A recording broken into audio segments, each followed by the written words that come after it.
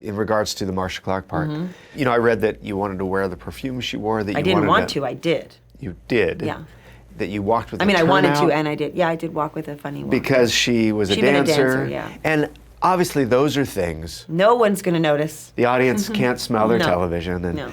But at the same time, I wonder what those things did for you. I feel like it was the night. It was the only way for me to do it.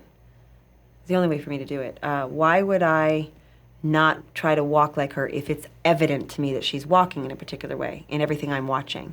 So it's like, oh, don't do that because they won't. It doesn't. I'm not interested in what they feel, the audience feels about it.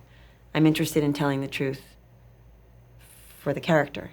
So whether or not the audience notices it, takes it in, but for me, it made me feel not like me, which is always the goal for me when I'm working as much as possible.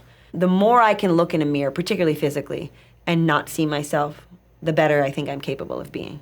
How do you know when you have disappeared? Is Well, there a point where you go, oh, I'm having different feelings, or I'm responding, or? I just was there was something about that part where when we went to Rockingham, we were shooting over in the area where the murders took place, like I was so nauseous, sick to my stomach, and very sort of shaky feeling, and we were, you know, doing that scene where we walk into Nicole's house and I can see that they've taken away all of her pictures that made it clear that she was a mother and that it showed her life, as opposed to this thing that the defense was trying to paint her as a kind of harlot or whatever they were doing.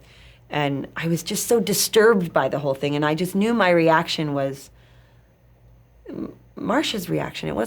It's not that I wouldn't have been horrified, but the visceral way I felt it. And it feels sort of hokey to talk about. But I remember like Courtney B. Vance and Schwimmer and some of the other guys that were there that day, they were all laughing and joking about it. I mean, there was a small, tiny scene, but they were talking in between takes. And I remember being like, shut up. Like, just stop. Like, this isn't funny. There's nothing about this that's funny. There's nothing about this that's light.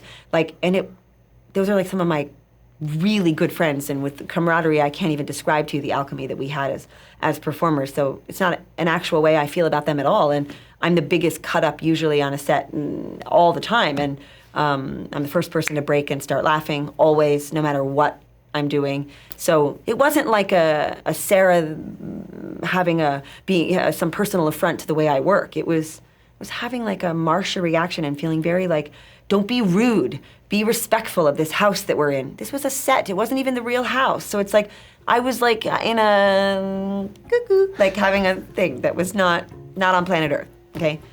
Not on planet Earth, and I can't wait to have another part where that happens to me.